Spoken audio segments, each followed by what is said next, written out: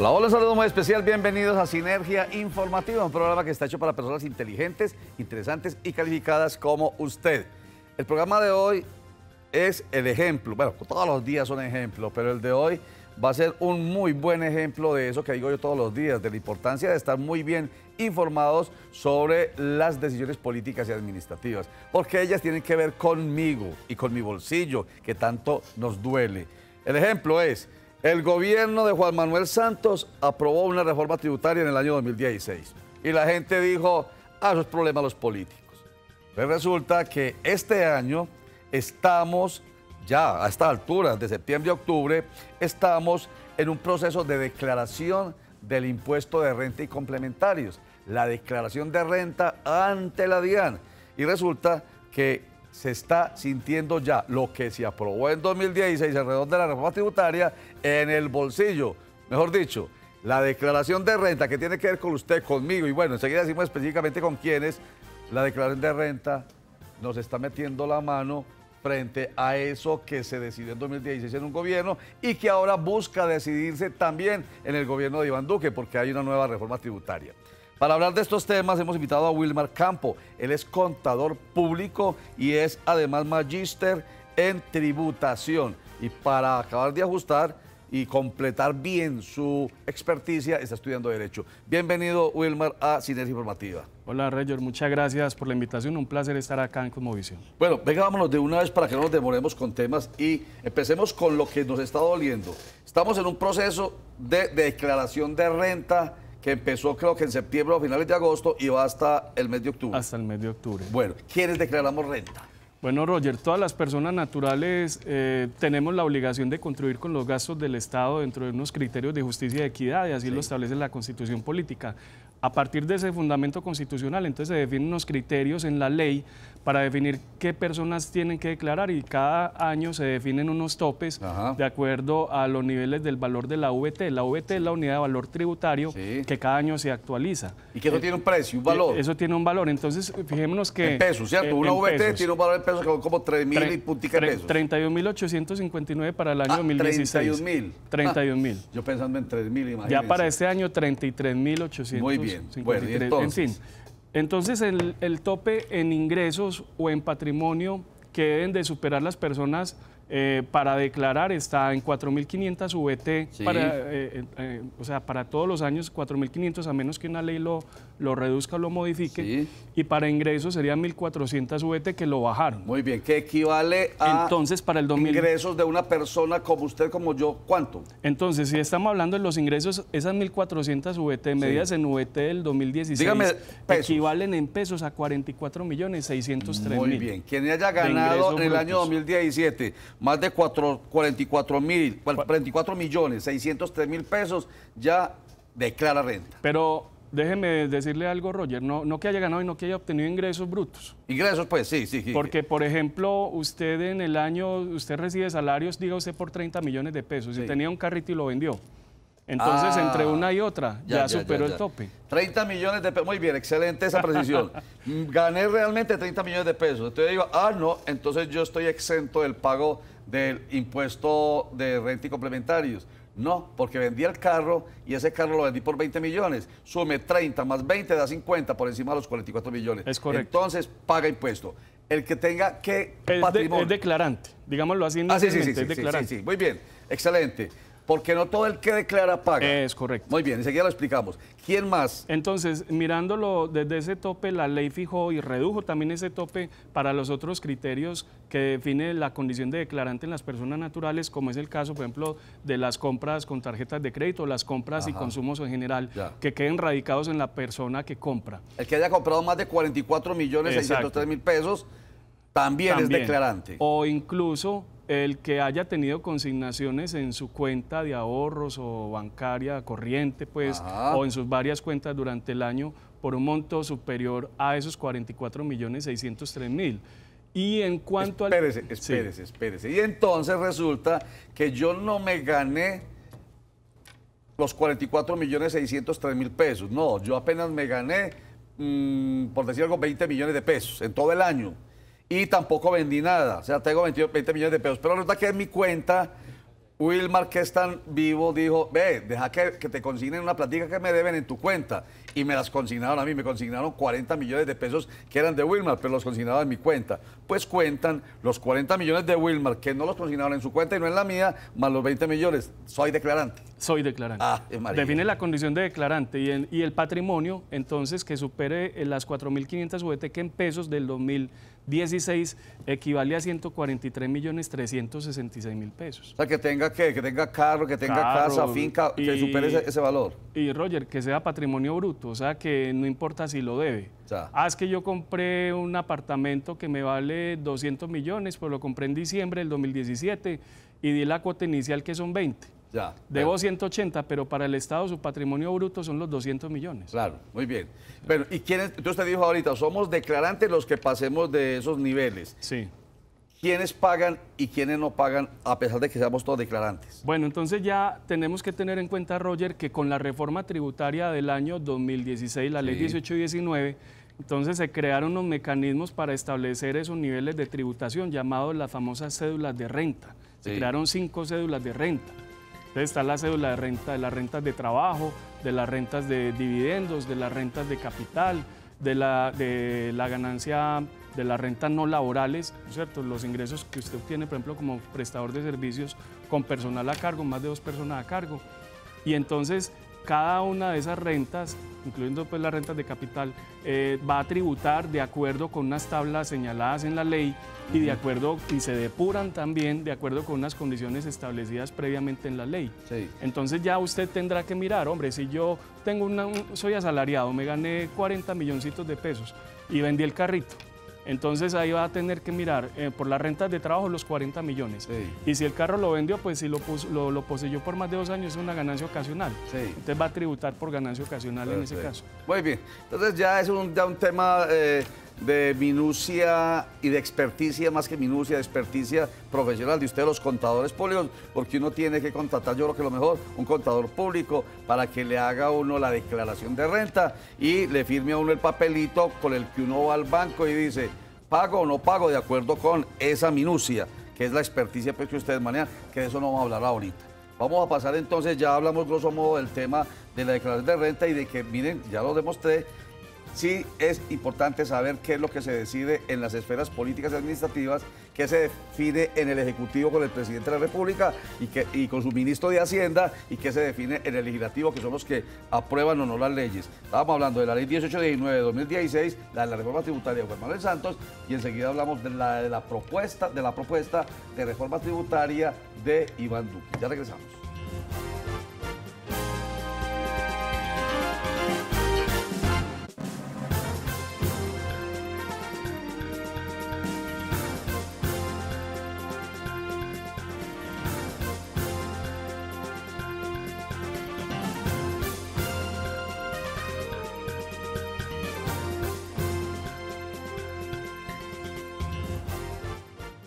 Muy bien, continuamos con Wilmar Campo. Él es contador público, él es magíster en los temas tributarios y pues para ajustar, repito, que eso es muy importante, está estudiando Derecho, para que cuando él asesore a alguien, pues tenga mucho más elementos en contexto para informarlo a uno. Una precisión, yo ahorita dije que el contador le firma a uno la declaración, no, se la hace, porque es el que sabe, entonces él le hace la declaración y uno finalmente es el que la firma. Y paga o no paga, pues de acuerdo con lo que le diga, con lo que uno tenga realmente, si pagó. Venga, una dudita rápida antes de pasar al otro tema. Cuando se dice retención en la fuente, que es lo que le cobran a uno, la retención, si uno ya la pagó antes, o sea, en la fuente es el momento en que yo percibo el ingreso, ya después no tengo que volver a pagar, ¿cierto? No, ojo, es muy importante, la retención en la fuente la tienen que certificar quienes practicaron esa retención y le emiten un certificado de retención en la fuente. Entonces la persona que tiene que declarar en su denuncio rentístico incluye las retenciones que le practicaron en ese año fiscal.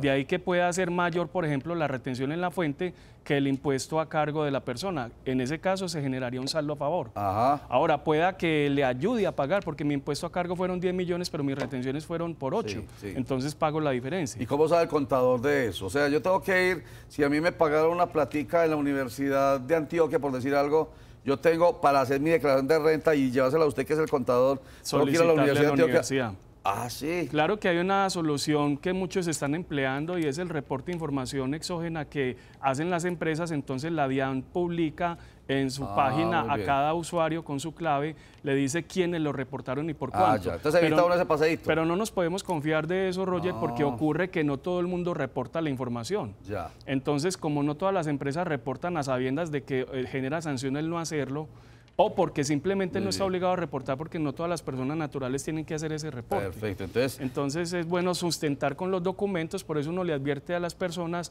que quieren que uno les haga la declaración, les pasa una especie de lista de chequeo, para que digan, hombre, en patrimonio qué documento necesito, en ingresos qué documento necesito, para soportar mis beneficios qué documentos debo adjuntar. Muy bien.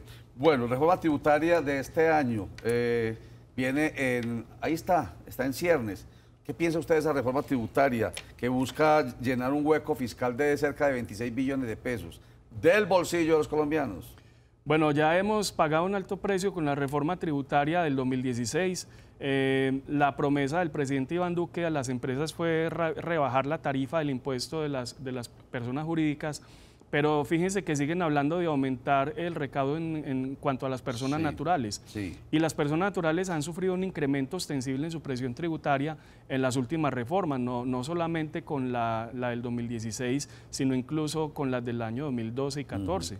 Entonces, a mí me parece que una reforma tributaria debería de pensarse más en eliminar beneficios existentes, que son bastantes. Debería pensarse más en fortalecer la fiscalización de la autoridad tributaria, en fortalecer la gestión tributaria, en capacitar a las personas de la DIAN y en general de las entidades tributarias territoriales y municipales y distritales. Pero en cuanto a impuestos nacionales hay mucho por hacer, Roger. Entonces esa lucha contra la evasión tiene que ser frontal, tiene que fortalecerse las medidas y hacerse efectivas y hacer más fuerte la penalización tributaria. Algunos dirán, no nos podemos ir todos para la cárcel, pero el punto es que nos pongamos todos serios en el tema de pagar impuestos. Porque lo que se está planteando hoy en día es, por ejemplo, para esta declaración de renta 2017, pues de 2017 que pagan 2018, la base de ingresos es de 44.603.000 pesos. Se está proponiendo que sea más bajita, entonces el que gane el año entrante 39 millones, o sea 5 millones de pesos menos, ya también se vuelve persona que debe declarar. Lo mismo pasa en el tema del patrimonio. Y una cosa muy grave, se subió el IVA del 16 al 19%, se puso el grito en el cielo y eso encareció muchas cosas y hoy se está diciendo que ese IVA también debe ser, que fue lo que le permitió a Juan Manuel Santos de que se lavara las manos, que no se grabaron los productos de la canasta familiar, pero resulta que el gobierno de Iván Duque, a través de su ministro de Hacienda, Alberto Jaramillo, está pensando en grabar con el 19% los productos de la canasta familiar. Sí, la idea que propuso el ministro Carrasquilla de aumentar la base del IVA a los productos de la canasta básica ya tiene unos antecedentes que incluso fueron objeto de una demanda de inconstitucionalidad por allá en el año 2003 en relación con la ley 788 del 2002 que presentó el presidente Uribe en su primer periodo de gobierno. El tema ahí, Roger, es que no se puede abusar con ese tipo de medidas porque sabemos que el IVA como tal es un impuesto regresivo. Los economistas lo denominan así porque no consulta realmente la capacidad de pago de las personas, sino que se basa el fundamento de este impuesto es el consumo. Y usted puede consumir con crédito o puede consumir con recursos propios. Entonces la tributación indirecta la ha afectado mucho a todos los países de la región latinoamericana. Porque si uno compara, por ejemplo, la tributación de los países de la OCDE, donde ya Colombia es socio por virtud del señor expresidente que quiso estar ahí, entonces fíjese que ya estando en ese club los ricos no quiere decir que ya seamos ricos, ¿no es cierto? Entonces el tema es que nosotros no nos podemos comparar con países como Suiza, Dinamarca, en fin, que tienen un nivel de ingreso per cápita supremamente alto. De manera que allá la tributación de las personas naturales es muy alta, pero también hay un nivel de ingreso alto, pero también hay unos servicios del Estado demasiado suficientes, amplios, generosos, que no es la situación que tenemos acá. Los contextos son muy distintos y para terminar este bloque, yo llamo la atención sobre lo que usted mencionó. A algunos no les suena OCDE, Organización de la Cooperación y el Desarrollo Económico. 37 países, 36 más el nuevo, el reciente, Colombia, que quiso entrarse ahí a meterse a una fiesta de ricos, de tenis. sin vestido de gala, todo el mundo allá con la posibilidad de llegar muy bien vestido. Con smoking, y Colombia quiso meterse allá y resulta que sí, lo aceptaron. Pero eso nos va a costar entonces muchísimo a los colombianos, porque los contextos, como usted lo acaba de mencionar, económicos y sociales de un país rico que hace parte de esa organización, no es el mismo de los países como el nuestro, que seguimos siendo tercermundistas, con mucha pobreza y mucho pobre grabado, o sea, mucho pobre al que le cobran impuestos sabiendas que no tiene cómo pagarlos, ¿cierto? Así es. Bueno, vamos a unos mensajes y ya retornamos con Wilmar Campo, pero antes esta frase, para que cuando regresemos usted diga a Wilmar qué piensa de ella. La honestidad es la mejor política.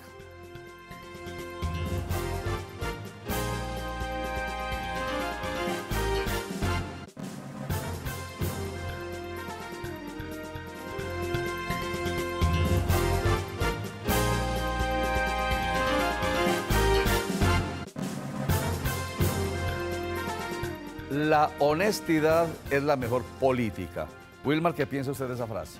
Tiene todo sentido, porque es que uno tiene que ser coherente. Ajá. Yo le digo mucho a mis estudiantes una frase que escuché también de alguien similar a esta, que decía que el hombre de bien no dice todo lo que hace, pero no hace nada que no se pueda decir. No dice todo lo que hace, pero no hace nada que no se pueda decir. Qué bien. Es verdad, uno tiene que actuar con transparencia. Yo pienso que lo mejor es uno poderse acostar tranquilo. Ajá. Hay dificultades, todos tenemos dificultades económicas, afectivas, familiares, pero uno poder conciliar el sueño y decir, hice las cosas bien o traté de hacer lo mejor posible. Oiga, ¿sí podrá el ministro de Hacienda conciliar el sueño con todo el ruido que le genera al gobierno de Iván Duque, que desde el punto de vista político y de la opinión, pues él verá cómo soporta o no esos chaparrones que genera su ministro de Hacienda? Pero el ruido que le genera a la conciencia y la tranquilidad de los colombianos con esa tributación que se viene de la mano de la nueva reforma. Yo pienso que el ministro Carrasquilla debe ser muy sensato y asesorarse muy bien, porque definitivamente el pueblo colombiano está muy lastimado de las últimas reformas. La presión tributaria se ha sentido ostensiblemente, y si no hemos hablado ni siquiera de la tributación indirecta, de los parafiscales y de otros recursos que necesita el Estado y que también nos exigen, por ejemplo, en los independientes o los asalariados en las cotizaciones al sistema de seguridad social. Y entonces yo pienso que tienen que ser muy prudentes. La sensatez es debe ser la invitada principal en la discusión de ese proyecto, porque realmente el país necesita recursos, pero se debe pensar inteligentemente la mejor manera, aprovechando el sistema o mejorando el sistema tributario. Ajá. Como hablábamos al inicio ahorita, en el término de las exenciones tributarias, porque es que no es posible que sigan siempre los mismos obteniendo los beneficios y la gran mayoría viendo repartir la torta. Hay exenciones tributarias para un sector siempre, y por ahí hay un hueco fiscal grande. Claro. Y entonces ellos siguen con las exenciones y empiezan a apretar a los otros, ¿cierto? Así es. Wilmar, hablando de esta decisión del Ministerio de Hacienda, para allegar recursos para el hueco fiscal de Colombia, recuerdo que la candidatura del actual gobierno decía cómo es posible que el expresidente Santos buscara llenar el vacío que dejó la cotización tan baja del petróleo a punta del impuesto cobrado a los colombianos. ¿No está pasando lo mismo? Es que volvemos a lo mismo, Roger. El impuesto en general se mueve en tres grandes esferas. Sí. La esfera política, que es la que define el Congreso de la República en su leal saber y entender. La esfera técnica, que es la que se trata o se preocupa de cumplir esas metas constitucionales de equidad, eficiencia y progresividad. Pero la esfera técnica y política no pueden funcionar sin la esfera legal, es decir, cómo se reglamenta todo esto. Esos tres elementos se deben de mezclar de una forma adecuada. ¿Por qué? Porque pasa lo que usted dice. No, nos convertimos simplemente en un trampolín político con una bandera X, y después simplemente cuando logramos el objetivo ya tratamos es de defender otros ideales. Entonces a mí me parece que lo que tiene que hacer el gobierno nacional es ser muy prudente, muy sensato en revisar el sistema actual, mirar cómo puede eliminar esos beneficios o exenciones que no le aportan al desarrollo nacional y que no le aportan a ese criterio de solidaridad que nos pide la Constitución a todos los colombianos a la hora de pagar impuestos. Sí. Y por otro lado, pues frenar ese baúl sin fondo que es la evasión fiscal, Sí. la misma corrupción y también mejorar los mecanismos de fiscalización de la autoridad tributaria. El papel que juega el legislativo, que juegan los congresistas en la decisión final de una nueva reforma tributaria. Es total porque pues ya sabemos que la iniciativa parlamentaria en materia tributaria, por virtud de la Constitución política, la tiene el Gobierno Nacional. O sea, eso es sin duda. O sea, Cambio Radical, que ha presentado un proyecto de reforma tributaria, eso de alguna manera viola el principio de legalidad. Seguro que estoy entendiendo. A ver, es que no Porque el de la iniciativa debe ser el Ejecutivo. La iniciativa la tiene el Ejecutivo, Sí. y ellos lo deben de saber también, ¿no? Son honorables senadores y representantes. Lo que pasa es que ellos quieren aportar en la discusión, pero que digamos las cosas como son. La iniciativa parlamentaria en materia de impuestos lo tiene el Gobierno Nacional. Sí. Y lo que tiene que hacer el Congreso, obviamente, es empezar la discusión en el Congreso, y pues la misma Constitución dice que ese proyecto arranca por la Cámara de Representantes, que se supone tiene la mayor representatividad de todos los colombianos. Pero son 4 debates para la ley ordinaria donde se discuten y se pueden agregar o se pueden quitar algunos aspectos. Algunos dicen de forma jocosa que eso es un Frankenstein, porque una cosa es lo que llega el gobierno, otra cosa es lo que aprueba finalmente el Congreso. Exactamente, un monstruo, sí, señor, un monstruo legislativo. Para terminar, Wilmar Campo, lo que se sueñe el ministro de Hacienda es suyo, pero la decisión final la tienen los congresistas, Así es. en la mano de los congresistas. ¿Usted cree que la tiene fácil el gobierno nacional en este caso, cuando incluso no hay lo que llaman mermelada, que tanto criticó el Centro Democrático del gobierno anterior, pero que sabe que lo necesita, y el presidente Iván Duque está firme en que no va a haber esta llamada mermelada? ¿Usted cree que la tiene fácil para lograr su propósito de que el legislativo le apruebe su sueño a Carrasquilla? No la va a tener muy fácil, de hecho ya hay voces discordantes, la oposición, aunque no tiene mayoría, pues se ha hecho sentir con diversos debates, el mismo debate de control político que le hicieron al ministro, son antecedentes que no lo deja ver que la discusión no va a ser fácil. No va a ser fácil. Pero de todas formas, lo que sí debe tener también el Congreso es la misma sensatez. Es que aquí hay que llamar a todo el mundo a la sensatez. No solamente dejar esto en un asunto de tira y afloje, sino pensar en el país realmente. Sensatez. Hombre, hay que tener sensatez a la hora de discutir estos proyectos. Perfecto. Porque desafortunadamente, Roger, la historia política en este país nos ha mostrado que las reformas tributarias que se han dado, la mayoría, son con un tinte exclusivamente fiscalista, de cerrar la brecha fiscal, de apagar el incendio del momento. Exactamente. Entonces, tenemos también que darle una mirada diferente a ese contexto. Muy bien. Wilmar Campo, contador público, magíster en tributarista, en temas tributarios y estudiante de Derecho. Gracias por estar con nosotros. Nos queda claridad al respecto. Seguiremos trabajando sobre el tema. Muchas gracias. Roger, muchas gracias por la invitación. Me gusta mucho la palabra última que utiliza usted, Wilmar, sensatez. ¿Qué es lo que realmente se va a alcanzar con una reforma tributaria? Que era dizque la estructural, la del gobierno de Juan Manuel Santos. La estructural la llamaron, que porque era la que sí iba a definir realmente lo que se debía hacer en materia tributaria en nuestro país y salvar todas las dificultades. Pues no, ahí viene otra, que supuestamente es la estructural, la que va a permitir la sostenibilidad económica del país. Sensatez, especialmente para, en este caso entonces, los congresistas, que son los que finalmente deciden. Recuerde que la información en Cosmovisión empieza todos los días a las 12 con Sinergia Informativa, que regresa los lunes a las 7 de la noche, de martes a viernes a las 8 de la noche. Enseguida viene Nos Cogió la Noche, que regresa a las 5 de la tarde y a las 9:30 de la noche, 6:45 de la tarde y 11:15 de la noche, Cosmovisión Noticias. Gracias, chao.